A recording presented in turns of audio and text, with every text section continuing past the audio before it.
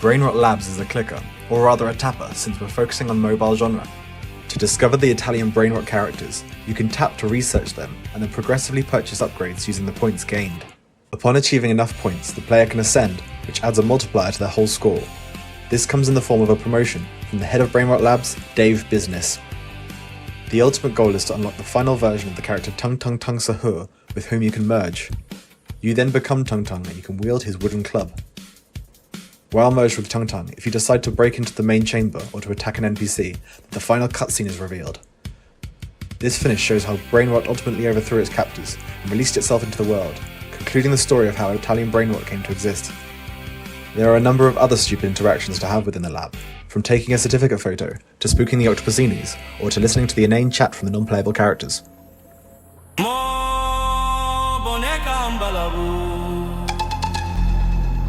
The rise of Italian Brainrot might seem perplexing to many, but there's something oddly captivating about content that refuses to be meaningful. The modern internet has turned creation into a science, with every piece of media fine-tuned to hold our attention or to hack our emotions. In contrast, Chimpanzini Bananini, a banana with a chimpanzee head, doesn't want anything from you. It only exists as a figment of pure nonsense, and that's what makes it endearing. I wanted to bring this theme to Horizon as I thought it would be well received by an audience that skews younger. The chaotic charm lends itself well to a clicker-style game that is itself absurd, low-stakes fun. Additionally, I felt that the repeated clicking interaction is in general far more satisfying on a phone where you can tap using both thumbs, rather than on a mouse where you risk RSI. This is also why the game design prioritizes clicking over idling to some extent.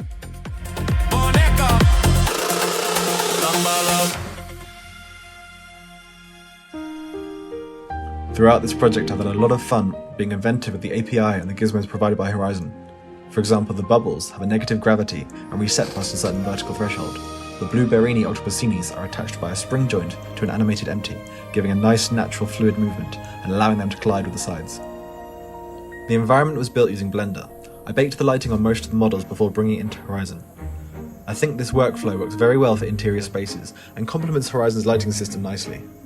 I then used the static light gizmos in Horizon to mimic this baked lighting on the dynamic objects in the world, such as the NPCs.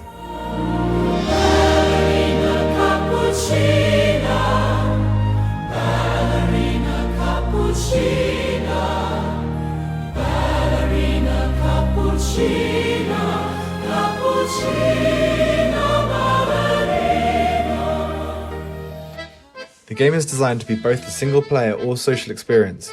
The breakthroughs are researched collaboratively, whereas each player has their own upgrades.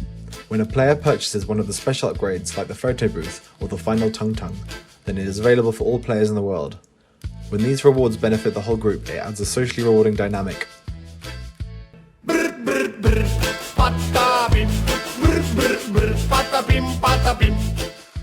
After working on a project for a while, it's easy to become blind to the brilliance but only see the bits you want to change.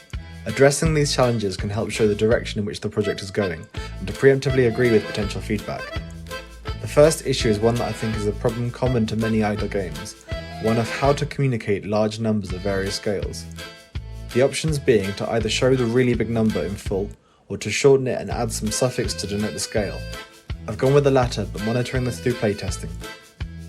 Secondly, iteration could be done on the upgrades panel to better communicate the fact the main goals of the game are to ascend and then to acquire the final Tung Tung. Currently these are placed alongside the other purchasable shop items, so their special status is not as clear. Once the judging period has elapsed, these are my highest priority tickets.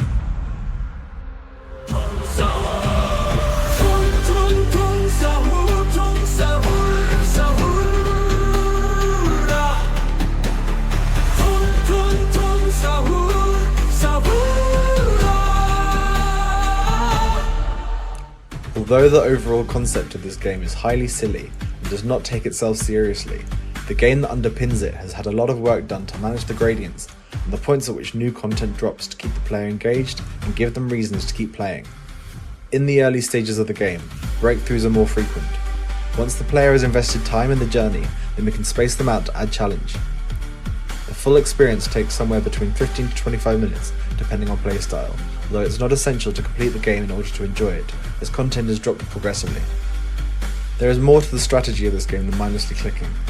There is a trade-off between investing points for upgraded powers versus keeping points and going for your goal in your current state. There's similarly a trade-off when choosing to get promoted and lose all of your points for a higher multiplier. There's an inverse economy of scale on the upgrades, meaning you get less for your money as the rewards increase. This is because they require fewer clicks, thus giving you more time to research and maintain that 2x multiplier.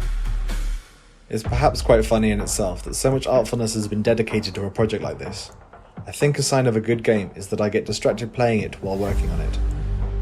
I'm proud of the result, despite the fact it's hard to discuss with relatives when they ask. I've opened this world up to be remixable, to allow the wider Horizon creator community to benefit from this world. I look forward to hearing the feedback from the players, judges, and other developers soon. Thank you very much.